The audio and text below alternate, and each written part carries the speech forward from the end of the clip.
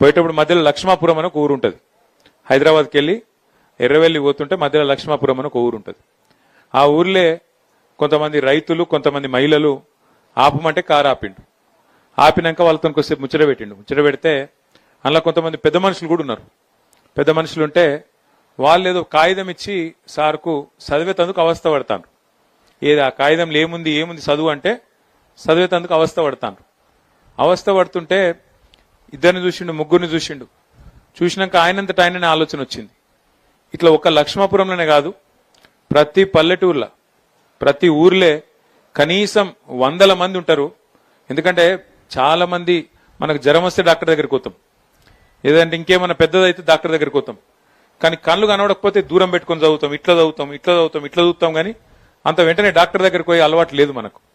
అందుకే సార్ ఏం ఆలోచన చేసిండంటే ఇట్లా కాదు, మనమే రాష్ట్ర ప్రభుత్వం నుంచే ప్రతి గ్రామంలో ప్రతి పల్లెల ప్రతి తాండాల ప్రతి గూడెంలా ప్రభుత్వమే అన్ని కంటి పరీక్షలు చేయించాలి. అందరికీ అవసరమైతే ఆ చూపు విషయంలో సమస్య ఏదైతే ఉంటుందో వాళ్ళు ఇంకొకడికి ఓడు కాదు, ప్రభుత్వమే వాళ్ళ గడప గడపకు పోవాలి, ఊరికి పోవాలని చెప్పి ఒక మంచి కార్యక్రమం కంటి వెలుగు అనే కార్యక్రమాన్ని ఆ రోజు కేసీఆర్ గారు ప్రభుత్వంలో ఉన్నప్పుడు గ్రామాన చేసిండు. అప్పుడు మన వీర్నపల్లిలో కూడా చేసే ఉంటారు. చేసినాక అందరికీ అద్దాలు ఇవ్వడం, అందరికి కావాల్సిన మరి వైద్య పరీక్షలు చేయడం, ఇవన్నీ కూడా మొత్తం రాష్ట్ర వ్యాప్తంగా కోట్లాది మంది ప్రజలకు మంచి బ్రహ్మాండమైన స్క్రీనింగ్ క్యాంపులు పెట్టి చేయడం జరిగింది.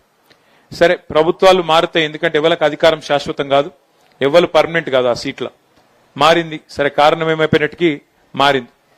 మారినాక నిజానికి ప్రభుత్వాలకు ఉండాల్సిన లక్షణం ఏంటంటే గత ప్రభుత్వం ఏదన్నా మంచి పని చేస్తే దాన్ని కొనసాగించాలి. మనం ఏం చేసినాం, గతంలో డాక్టర్ వైఎస్ రాజశేఖర రెడ్డి సాబ్ ఉన్నప్పుడు ఆరోగ్యశ్రీ అని ఒక పథకం పెట్టిండు. మన ప్రభుత్వం వచ్చింది కానీ ఆరోగ్యశ్రీ పథకాన్ని మనం ముట్టలేదు, దాన్ని కొనసాగించినాం. మంచి పథకం, ఇంకా మంచిగా చేయాలి, 5 లక్షల మందం కాదు అవసరమైతే 10 లక్షల మందం ఆరోగ్యశ్రీ పెంచాలని చెప్పి ఆలోచన చేసినాం. ఆ పథకాన్ని కొనసాగించడం తప్ప తీసేయలే. అట్లాగే ఫీజు రీయింబర్స్మెంట్ అనే పథకం పెట్టిండు రాజశేఖర రెడ్డి గారు, అది కూడా మనం కొనసాగించినాం. గతంలో ఎవరైనా మంచి పని చేస్తే దాన్ని కొనసాగించాలి తప్ప తీసేయద్దు. మరి కేసీఆర్ ప్రభుత్వంలో కేసీఆర్ గారు ఆ రోజు కంటి వెలుగు అనే ప్రోగ్రాం పెట్టిండ్రు. ఈ ప్రభుత్వం కూడా కొనసాగించింటే మంచిగుండే, బాగుంటుండే. ఎందుకంటే ఎప్పటికప్పుడు ప్రతి సంవత్సరం జనాభా మన వయసు పెరుగుతూనే ఉంటది, జనాభా పెరుగుతూనే ఉంటది, సమస్యలు వస్తూనే ఉంటాయి, ఆరోగ్య సమస్యలు. కాబట్టి ఎప్పటికప్పుడు ప్రతి సంవత్సరం కంటి పరీక్షలు చేయించి ప్రతి ఊళ్ళే కళ్ళద్దాలిస్తే ప్రభుత్వానికి మంచి పేరే వస్తుంది తప్ప చెడ్డ పేరు రాదు. కానీ ఈ కాంగ్రెస్ ప్రభుత్వం వచ్చినాక ఎందుకో ఏమో వాళ్ళు కేసీఆర్ పేరంటేనే వాళ్ళకి నచ్చలేదు. వాళ్ళు ఏం పేరున్నా తీసి పక్కకు పెట్టుతున్నారు. పిల్లగాళ్ళు పుడితే కేసీఆర్ గారు ఆ రోజు ఒక మంచి కార్యక్రమం పెట్టిండు. ఆడపిల్ల పుడితే ప్రసూతి ప్రభుత్వ దవాఖానలు అయితే 13,000 రూపాయలు ఇచ్చేది, కేసీఆర్ కిట్ ఇచ్చేది. మగపిల్లగాడు పుడితే 12,000 రూపాయలు ఇచ్చేది, కేసీఆర్ కిట్ ఇచ్చేది. దానివల్ల ఏం లాభం జరిగింది? ప్రభుత్వ దవాఖానాలలో ప్రసూతులు పెరిగినాయి, మాతా శిశు మరణాలు తగ్గినాయి, పిల్లలు చచ్చిపోవడం తగ్గింది, మళ్ళీ మహిళలు కూడా తల్లులు కూడా చచ్చిపోవడం తగ్గింది, బాగా తగ్గింది. భారతదేశంలోనే మంచి పేరు వచ్చింది. కంటి వెలుగుకి ఎట్లయితే మంచి పేరు వచ్చిందో ఆ రోజు కేసీఆర్ కిట్కి కూడా అట్లే మంచి పేరు వచ్చింది. కానీ ఈ ప్రభుత్వం వచ్చినాక కేసీఆర్ కిట్ తీసేసినారు. ఆ కేసీఆర్ కిట్టు కేసీఆర్ పేరు నచ్చకపోతే ఇందిరమ్మ కిట్ అని పెట్టుకునేది, నోడని కొట్టిండా, మార్చుకునేది ఉండే. కానీ తీసేసిరు మొత్తానికి. కంటి వెలుగు కూడా అవసరమైతే వేరే పేరు ఏదైనా పెట్టుకునేది ఉండే, కానీ అది కూడా తీసేసిరు.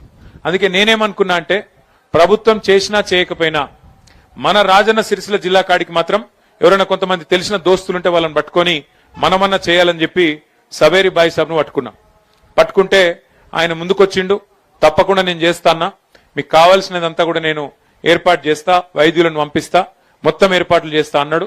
చెప్పిన మాట ప్రకారమే ఇక మనం అక్కడనో ఇక్కడనో కాదు, మనమే ఏర్పాటు చేసిన మండలం వీర్నపల్లి మండలం, మన ప్రభుత్వంలో గతంలో ఏర్పాటు చేసుకున్న మండలం, ఇక్కడనే చాలు చేయాలని చెప్పి వీర్నపల్లిని చాలు చేసినాం. మరి బ్రహ్మాండంగా 4 రోజులు ఇక్కడ వీర్నపల్లిలో, అక్కడ గర్జనపల్లిలో 2 దగ్గర క్యాంపులు పెట్టిండ్రు. 5,000 మందికి స్క్రీనింగ్ చేసిండ్రు, 5,000 మందికి పరీక్షలు చేసిండ్రు. అందులో ఇవాళ 1,350 మందికి, అలా కొంతమంది పిల్లలు కూడా ఉన్నారు.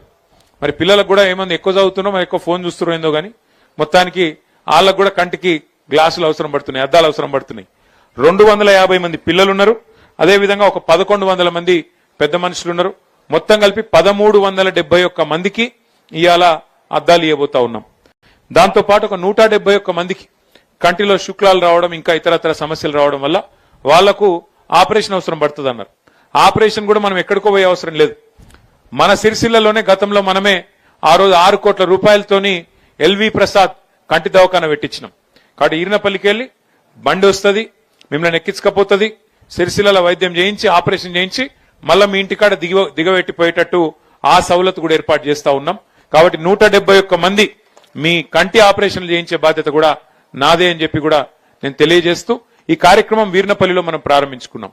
ప్రారంభించుకున్న తర్వాత దీన్ని ఆగన్న చెప్పినట్టు మొత్తం మన నియోజకవర్గంలోని మిగతా 4 మండలాలు మున్సిపాలిటీలో కూడా ఈ కార్యక్రమం చేస్తాం.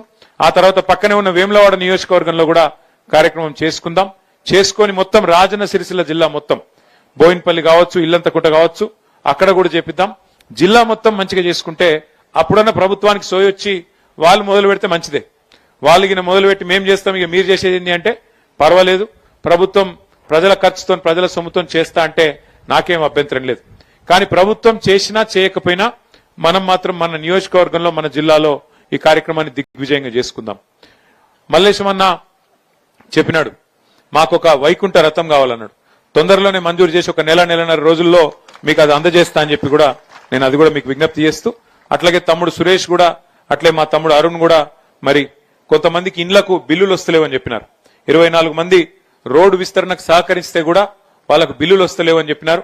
నేను వెంటనే కలెక్టర్ గారితోనే అవసరమైతే మంత్రి గారితో కూడా మాట్లాడి వాళ్ళకు కూడా వెంటనే మరి డబ్బులు వచ్చేటట్టు చూసుకుందాం.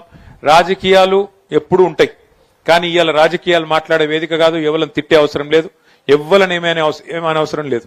మనకి ఇంకా ఎలక్షన్లు ఇంకో 2.5-3 ఏళ్ల దూరం ఉంది. కాబట్టి ఇప్పటి నుంచి ఏమి ఆరాటపడే అవసరం లేదు. పని చేసుకుంటూ పోదాం, మంచి పని చేద్దాం. ప్రజల దయ అల్టిమేట్ గా 2.5-3 ఏళ్ల తర్వాత ఎవరు కూర్చోవాలి, ఎవరిని దించేయాలో మీ దయ, మీ ఆశీర్వాదం ఎవరికి దక్కితే వాళ్ళకు దక్కుతుంది. దాని గురించి బాధ ఏం లేదు.